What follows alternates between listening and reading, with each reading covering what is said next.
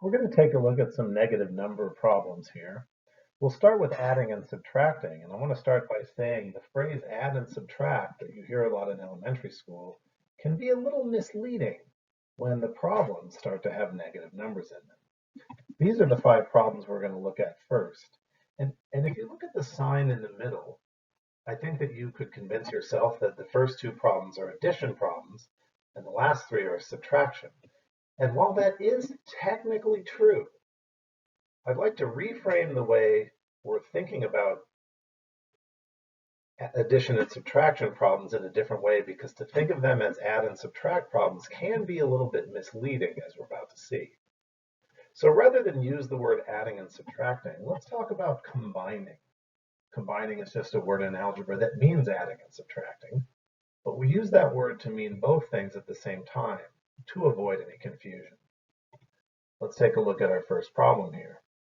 Now, while this is pronounced -3 plus 7, it does have the word plus in the problem and makes you think of it as an addition problem.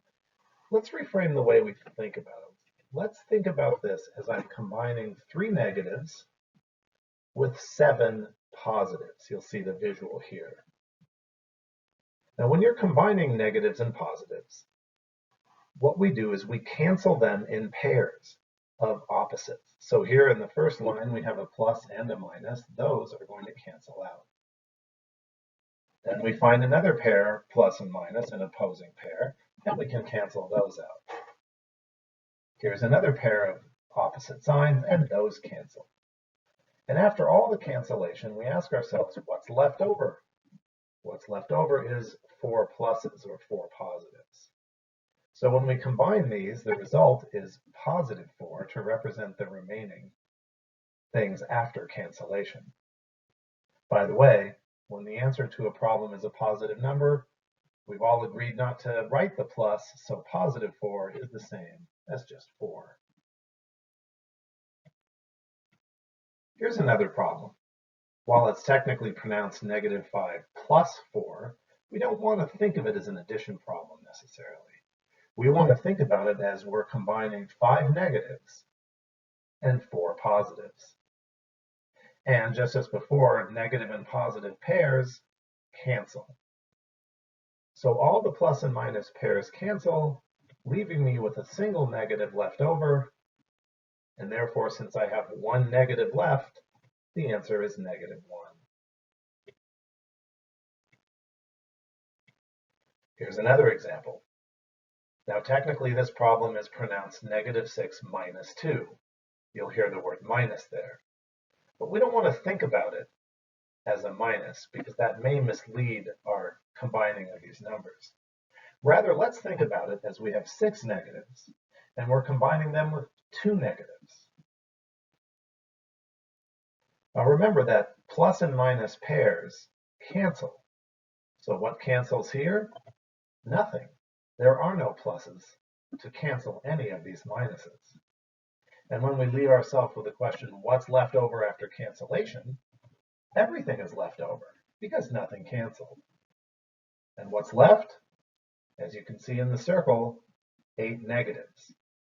And therefore the answer to this problem is -8. You've probably heard the sentence, 2 negatives makes a positive. That's a misleading sentence, and it isn't always true. In fact, we can see by this example that when you're combining 2 negatives, they don't make a positive, do they? There are times where 2 negatives make a positive. Multiplication comes to mind. We'll talk about that later. Here's another example. Now, what makes this problem a bit tricky is that the 3 does not have a plus or a minus sign in front of it. When a number has neither a plus nor a minus in front of it, it's automatically positive. Therefore, we can think of this problem as combining 3 positives and 5 negatives. As usual, plus-minus pairs cancel each other out, so after cancellation, we have 2 negatives left, and therefore the answer is -2.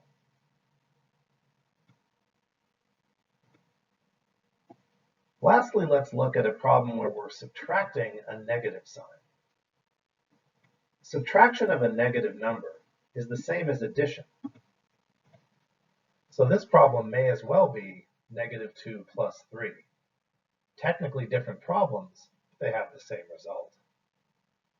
So to combine -2 plus 3, I imagine that I have 2 negatives and 3 positives, and I cancel in pairs. After cancellation, there's 1 plus left. Therefore, the answer is +1, also known as just 1.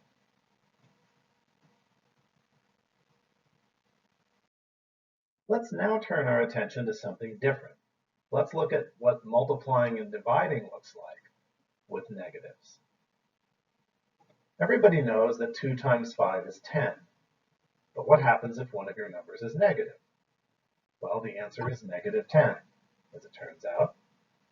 It would be the same result if we multiplied 2 times -5. So when you're doing multiplication with a negative, the answer is negative, but you do the multiplication as normal. The only exception to that is if you're multiplying 2 negatives. A negative number times another negative number is a positive number. Of course, 2 times 5 is 10, but we simply do the signs separately. The same exact rules apply for division. Everybody knows that 8 divided by 2 is 4.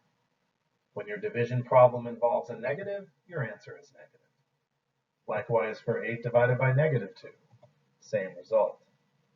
However, when you're dividing a negative by a negative, just like in multiplication, the answer is positive. In summary, whenever you're doing a multiplication or division problem with a negative number, the answer is negative. But when you're doing a multiplication or division problem with 2 negatives, the answer is positive.